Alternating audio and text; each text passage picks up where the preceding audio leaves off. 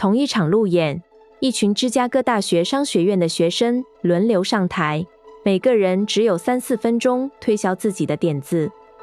有几组把痛点、数据、真实故事讲得你一听就懂，这几段刚好照出现在的新创在烦恼什么。这是芝加哥大学 Booth 商学院的 Edwardson 学生创业竞赛路演。路演这种形式本身就是一套很残酷的过滤器，你几分钟内讲不清楚谁在痛，有多痛，你怎么解，评审就记不住你。这些年看下来，能胜出的多半不是技术最炫的那组，而是把一个具体数字、一个真实的人讲进评审脑子里的那组。这场也一样，底下这3段刚好各示范了一种把抽象问题讲到有画面的方法，值得一段一段拆开来听。先听哈口这组怎么收尾，他们没有丢一堆市场规模，而是讲一个人。For how much?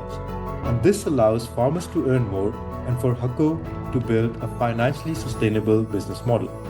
And we actually tested this in our pilot in Sheikhupura, Punjab, where we bought 6 metric tons of unprocessed rice from a farmer named Tasneem Khan.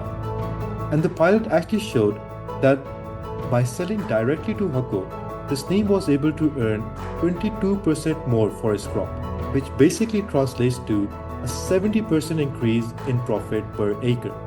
And that $1,000 difference.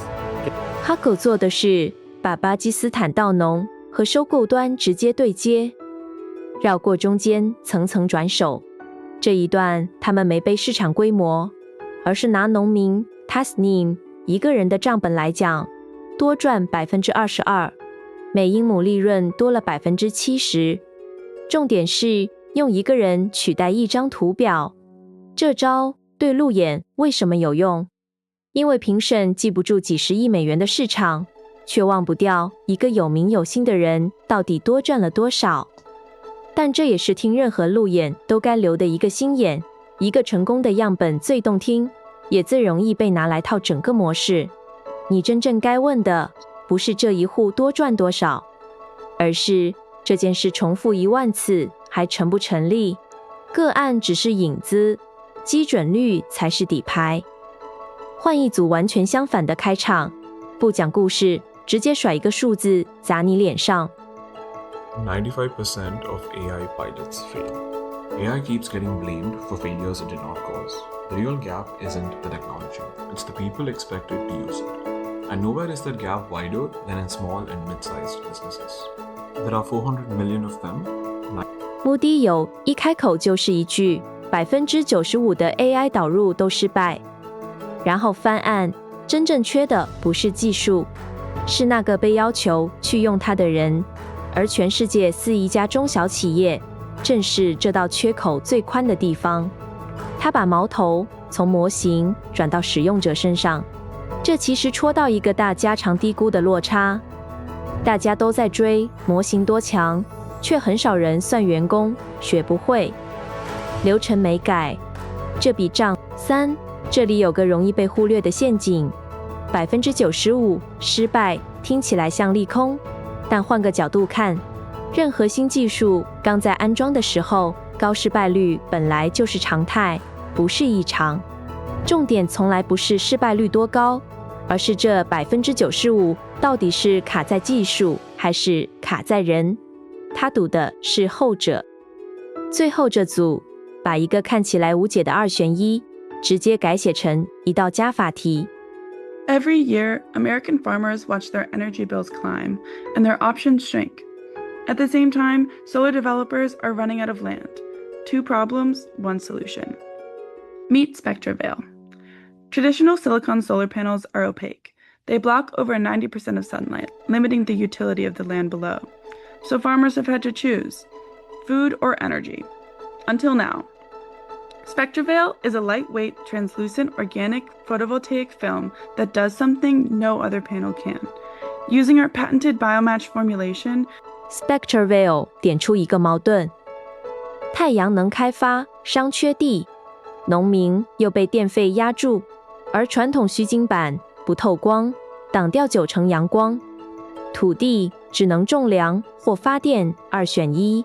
他们做的是可透光的有机太阳能薄膜，让光按作物需要分配，剩下的拿去发电。核心就是把2选1改写成同一块地两用。这是好的新创故事最漂亮的一手，不是把饼做大，而是拆掉那个你以为一定要取舍的前提。我帮这种手法取个名字叫拆假2选1。很多看起来无解的取舍，底层其实只是纠基数的物理限制，不是天条。谁能证明那道墙其实是假的，谁就重新定义了整个赛道的问题。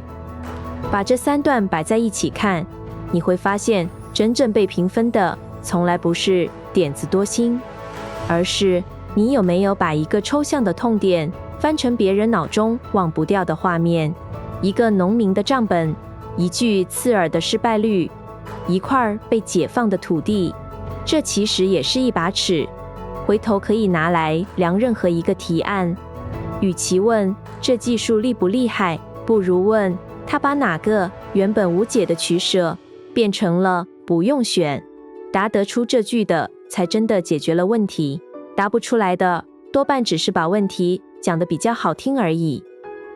一场学生路演刚好照出现在的新创在烦恼的3件事：农业中间商、AI 落地，还有土地怎么一地两用。以上是资讯整理跟评论，不是投资建议。想听完整原声，记得看完整之。想看更多大人物的白话拆解，记得订阅。也可以到 /investor 看整理。